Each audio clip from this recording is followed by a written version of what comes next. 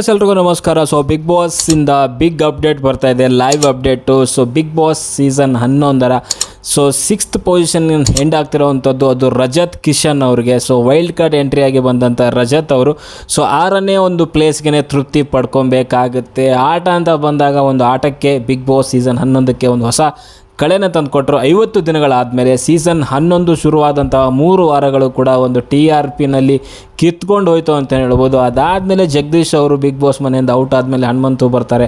ಹನುಮಂತು ಒಂದು ಹೊಸ ಕಳೆನ ತರ್ತಾರೆ ಸೊ ಬಿಗ್ ಬಾಸ್ ಸೀಸನ್ 11ಕ್ಕೆ. ಜೊತೆಗೆ ಸೊ ಇನ್ನೇನು 50 ದಿನದಲ್ಲಿ ಏನು ಸಪ್ಪೆ ಆಗ್ತಾ ಇದೆ ಆಟ ಅನ್ನೋ ಅಷ್ಟೊತ್ತಿಗೆ ಬಂದಂಥ ಕಿಶನ್ ಆ್ಯಂಡ್ ಶೋಭಾ ಶೆಟ್ಟಿ ಅವರು ಒಂದು ಹೊಸ ಕಳೆನ ತಂದರು ಅಂತ ಹೇಳ್ಬೋದು. ಈ ಸೀಸನ್ 11ಕ್ಕೆ ಅರ್ಧದ ಒಂದು ಬಿಗ್ ಬಾಸ್ ಸೀಸನ್ ಆಗಿದ್ದಾದಮೇಲೆ ಅದರಲ್ಲೂ ಕೂಡ ನಮ್ಮ ರಜತ್ ಅವರು ಸೊ ಸಿಕ್ಕಾಪಟ್ಟೆ ಸೌಂಡ್ ಮಾಡಿದ್ರು. ಮುಖ್ಯವಾಗಿ ಹೇಳಬೇಕು ಅಂತಂದರೆ ಪಾಸಿಟಿವ್ಗಿಂತ ಹೆಚ್ಚಾಗಿ ಅವರು ನೆಗೆಟಿವಿಂದನೇ ಸೌಂಡ್ ಮಾಡಿದ್ರು. ಆ್ಯಂಡ್ ಬಂದಂಗೆ ಬಿಲ್ಡಪ್ ಮಾತುಗಳು, ದುರಂಕಾರದ ಮಾತುಗಳು, ಆ್ಯಂಡ್ ಅಂದರೆ ಏನು ನಾನೇ ಗೆದ್ದುಬಿಡ್ತೀನಿ, ಇವ್ರು ಯಾರು ಬಚ್ಚಗಳು ಅನ್ನೋ ರೀತಿಯಲ್ಲಿ ಸೆಡೆ ಅನ್ನುವಂಥದ್ದು ಪ್ರತಿ ಒಂದು ಪದಗಳು ಯಾವ್ಯಾವ ಯೂಸ್ ಮಾಡಬಾರ್ದು ಎಲ್ಲನೂ ಯೂಸ್ ಮಾಡಿದರು. ಸೊ ಅದೇ ರೀತಿಯಲ್ಲಿ ಅವರು ಒಂದು ಸಖತ್ ಸೌಂಡ್ ಮಾಡಿದ್ರು ಅಂತ ಹೇಳ್ಬೋದು. ಪಾಸಿಟಿವ್ ಆರ್ ನೆಗೆಟಿವ್, ನಾನಂತೂ ಸಿಕ್ಕಾಪಟ್ಟೆ ಅವ್ರ ಬಗ್ಗೆ ತುಂಬ ಬೈದಿದ್ದೀನಿ, ಕೋಪ ಮಾಡ್ಕೊಂಡಿದ್ದೀನಿ, ವಿಡಿಯೋಸ್ಗಳು ಮಾಡಿದ್ದೀನಿ, ಬಿಗ್ ಬಾಸ್ಗೂ ಬೈದಿದ್ದೀನಿ ಅವ್ರ ಪರವಾಗಿ. ಯಾಕಂತಂದರೆ ಆ ರೀತಿಯಲ್ಲಿ ಇತ್ತು ಅವ್ರ ಸೌಂಡು ಆ್ಯಂಡ್ ಭಾಷೆ, ಅದೆಲ್ಲ ನೋಡ್ತಾ ಇದ್ರೆ ಸಿಕ್ಕಾಪಟ್ಟೆ ನನಗಂತೂ ಬೇಜಾರಾಗ್ತಾಯಿತ್ತು. ಬಟ್ ಇತ್ತೀಚಿನ 1-2 ವಾರದಲ್ಲಿ ಸೊ ಅದನ್ನು ಕಂಟ್ರೋಲ್ ಮಾಡ್ಕೊಂಡಿದ್ರು.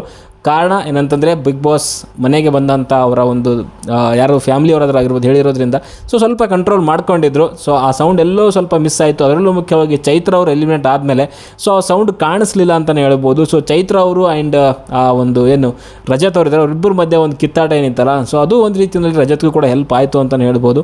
ಆ್ಯಂಡ್ ಆ ಕೋಪ, ಆ ಒಂದು ನೆಗೆಟಿವ್ ಮಾತುಗಳೇ ಅವರಿಗೆ ಒಂದು ದೊಡ್ಡ ಮಟ್ಟದಲ್ಲಿ ಹೊರಗಡೆಗೆ ಒಂದು ಸಕ್ಸಸ್ ಅಥವಾ ಸೌಂಡ್ ಮಾಡಲಿಕ್ಕೆ, ಸಕ್ಸಸ್ ಅಂತಲ್ಲ ಸೌಂಡ್ ಮಾಡಲಿಕ್ಕೆ ಕಾರಣ ಆಯಿತು. ಅಥವಾ ಅದು ಮಾಡಿಲ್ಲ ಅಂತಂದರೆ ನನ್ನ ಪ್ರಕಾರ ಅವರು ಈ ಒಂದು ಪೊಸಿಷನ್ಗೂ ಕೂಡ ಬರ್ತಾ ಇರಲಿಲ್ಲ.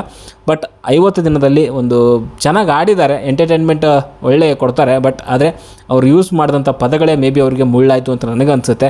ಇನ್ ಕೇಸ್ ಅವರು ಒಳ್ಳೆ ರೀತಿಯಲ್ಲಿ ಪಾಸಿಟಿವ್ ಆಗಿ ಅವ್ರೇನು ಎಂಟರ್ಟೈನ್ಮೆಂಟ್ ಅವ್ರ ಹತ್ರ ಇದೆ ಸೊ ಅದನ್ನು, ಆಮೇಲೆ ಡ್ಯಾನ್ಸು ತುಂಬ ಡ್ಯಾನ್ಸ್ ಎಲ್ಲ ಚೆನ್ನಾಗಿ ಮಾಡಿದ್ರು. ಲಾಸ್ಟ್ ಗೌತಮಿ ಜೊತೆಗೆ ಒಂದು ಮಾಡಿದಂಥ ಡ್ಯಾನ್ಸು ಸಖತ್ತಾಗಿತ್ತು. ಆ್ಯಂಡ್ ಕಾಮಿಡಿ ಎಲ್ಲ ತುಂಬ ಚೆನ್ನಾಗಿ ಮಾಡ್ತಾರೆ, ಒಳ್ಳೆ ಎಂಟರ್ಟೈನರ್ ಅಂತ ಹೇಳ್ಬೋದು. ಸೊ ಕೆಟ್ಟ ಒಂದು ಪದಗಳಿಂದ ಮೇ ಬಿ ಅವ್ರಿಗೆ ಸ್ವಲ್ಪ ಹಿನ್ನಡೆ ಆಯಿತು ಅಂತ ನನಗನ್ಸುತ್ತೆ. ಒಟ್ಟಿನಲ್ಲಿ ಆದರೂ ಕೂಡ ಅಟ್ಲೀಸ್ಟ್ 6th ಪೊಸಿಷನ್ವರೆಗೂ ಬಂದಿದ್ದಾರಲ್ಲ wild card ಎಂಟ್ರಿಯಾಗಿ.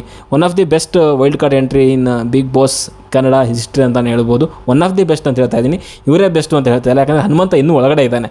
Okay, so top 2ದಲ್ಲಂತೂ ಬಂದೇ ಬರ್ತಾನೆ ಅವ್ನು. ವೈಲ್ಡ್ ಕಾರ್ಡ್ ಎಂಟ್ರಿ ಟಾಪ್ 2ದಲ್ಲಿ ಬಂದು ಸೊ ವಿನ್ ಆಗಿದ್ದು ಇಲ್ಲ. ಸೊ ವಿನ್ ಅವ್ನು ಅಂದರೆ ಹಿಸ್ಟ್ರಿ ಕ್ರಿಯೇಟ್ ಮಾಡ್ತಾನೆ ಅಂತ ಅಂದ್ಕೊಂಡಿದ್ದೀನಿ.